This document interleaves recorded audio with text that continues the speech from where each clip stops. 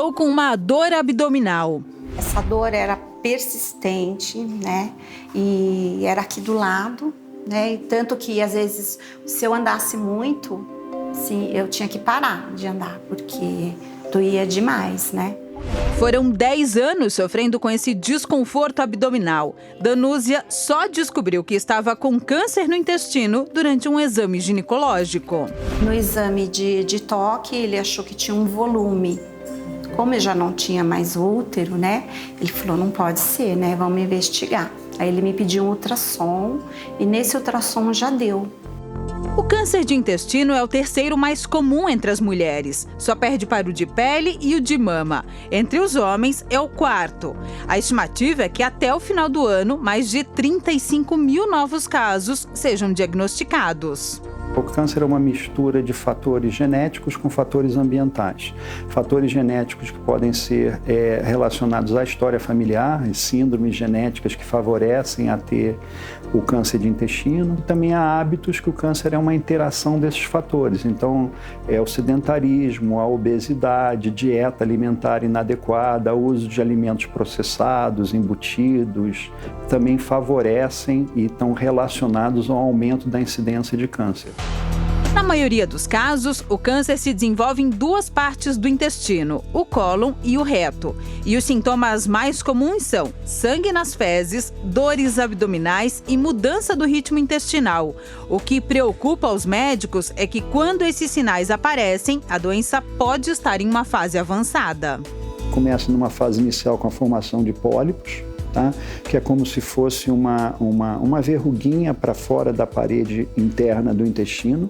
A célula se multiplica sem parar, vai crescendo a ponto dela começar a invadir, como a gente vê aqui, né? Ela invadiu a parede do intestino, já está começando a sair para a parte de fora externa do intestino. Nessa fase, ela pode atingir os vasos sanguíneos e os vasos linfáticos. Uma dessas células entrar no vaso sanguíneo e aí pode disseminar e se espalhar para o corpo, que é o processo que a gente chama de metástase. O tumor da Danúzia estava com 9 centímetros, considerado extremamente grande. A sorte da dona de casa é que a doença não tinha se espalhado para outros órgãos, nem atingido o sistema linfático. Falaram assim, praticamente que eu nasci de novo, né? Porque pelo tamanho que tava, né?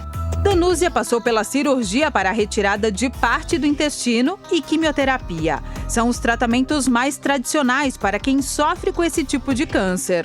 Normalmente envolve uma combinação de cirurgia, quimioterapia, hoje em dia tratamentos moleculares, tá? Que atingem medicamentos moleculares mesmo, e a radioterapia. O paciente, dependendo então do estágio do tumor, pode fazer um tipo de tratamento apenas, ou então um somatório, um conjunto dessas 4 possibilidades de tratamento.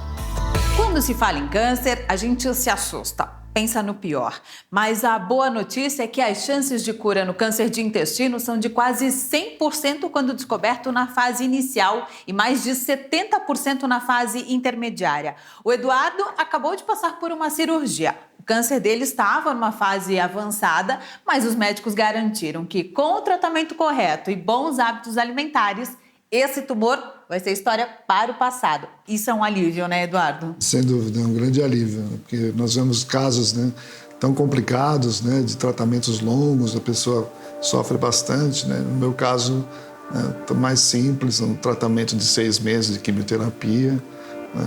Vai garantir que eu ainda permaneça aqui nessa terra por um bom tempo ainda. O câncer de intestino pode ser prevenido. Comer menos carne e alimentos processados e mais frutas, verduras e fibras ao longo da vida ajuda o órgão a trabalhar melhor e dificulta a multiplicação de células ruins. Exames também ajudam na prevenção. A colonoscopia, um exame de imagem que mostra o intestino por dentro, é a grande aliada. Hoje, esse exame virou rotina e deve ser pedido a partir dos 45 anos. Da mesma forma que a mamografia diminui a mortalidade do câncer de mama da mulher, no câncer de intestino nós temos isso através da colonoscopia, tá? Então a orientação mundial, tá, é que a partir dos 45 ou 50 anos, dependendo da sociedade que você queira seguir, você deva fazer uma colonoscopia para ver se você tem pólipo, algum fator de risco, ou se você tem um câncer em estágio inicial. O médico faz outro alerta: mudanças no funcionamento do intestino merecem atenção. Seu intestino funcionava regularmente, normalmente, e de repente você começa a ter dificuldade de evacuar. Ou então você começa a intercalar períodos de fezes normais com fezes diarreicas, tá? Ou a saída de sangue pelas fezes, não só sangue vivo, como se fosse um sangramento por hemorroida, mas também as suas fezes se tornarem escuras. Qualquer desses sinais deve despertar um sinal de alerta na pessoa e que ela procure o médico por causa disso. Eduardo começou com um desconforto abdominal e gases. O diagnóstico de câncer foi confirmado na colonoscopia. O tamanho era grande e a colonoscopia não foi completa porque não conseguiu passar pelo tumor. Já estava estreito demais para passar o aparelho.